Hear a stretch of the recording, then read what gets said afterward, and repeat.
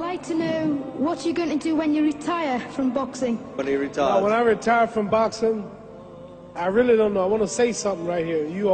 This might make you all think. Life is real short.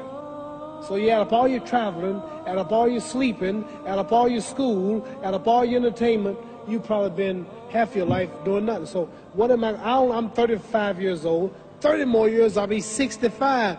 We don't have no more influence. We can't do nothing much at 65. Your wife will tell you that. So what I'm saying, when you're 65, ain't too much more to do. So did you know I'll be 65 in 30 more years? In those 30 years, I have to sleep 9 years. I don't have 30 years of daylight.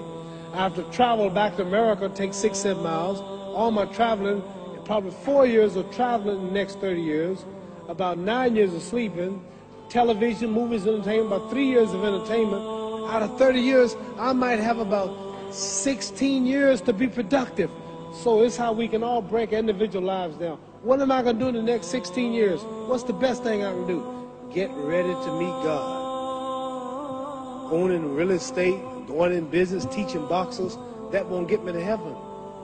How many here believe there's a supreme being, believe there's a God? How many believe there's some power that made the sun, the moon, the stars? How many believe that this stuff didn't just come out here? Somebody wiser than us made it. How many believe there's a God? How many believe there's not a God? All right. Believe there's not a God. All right.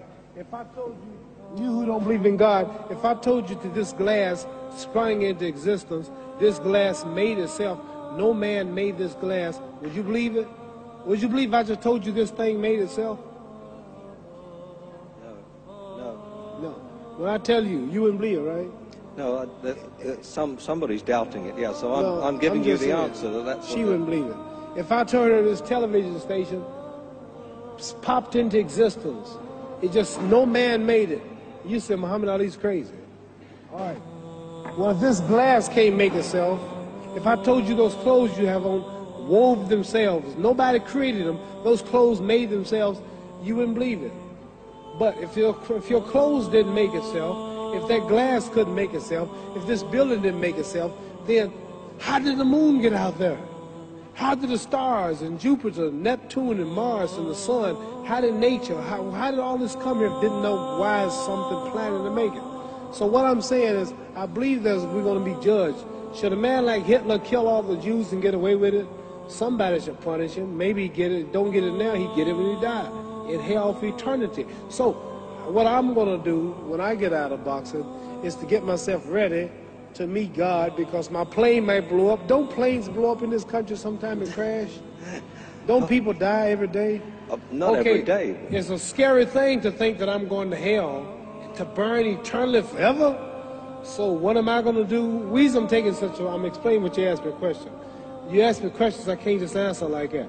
When I get out of boxing or when I'm through, I'm going to do all I can to help people. That's why I'm here with Johnny Walker. Here's a poor man, came all the way to America. Here's a bunch of boys need some money, and somebody is calling me to help them.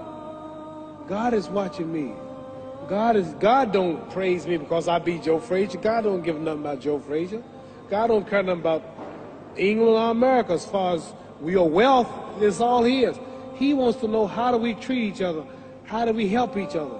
So I'm going to dedicate my life to using my name and popularity, helping charities, helping people, uniting people, bring people bumming each other because of religious beliefs. We need somebody in the world to help us make peace. So when I die, if there's a heaven, I want to see it. Because we live how long? 80 years? The odds are everybody in this room, some of you are going to be dead 20 years from now, some of you are going to be dead 50 years from now, some are going to be dead 30, and some are going to be dead 60, 70 years from now. We all going to die soon. And if you live to be, say, 125 years old, which we don't do, right? Let's say we live to be 250, and you can have sex for 145 of those years. You're going to come to the end after that. So we don't have but about 80 years on earth. This is a test to see where will we spend our life in heaven and hell. This is not the life now. Your real self is inside you. Your body gets old. Some of you go to look at the fridge, you don't have no teeth. Your hair is leaving you. Your bodies get tired, but your soul and your spirit never die. That's going to live forever. So your body is just housing your soul and spirit. So God is testing us on how we treat each other, how we live, to see where our real home be in heaven. So this physical stuff don't last for so long. So my car, this building is going to be here when the man who built it dead. There have been many kings and queens of England. They're all dead. After this one is gone, another one will come.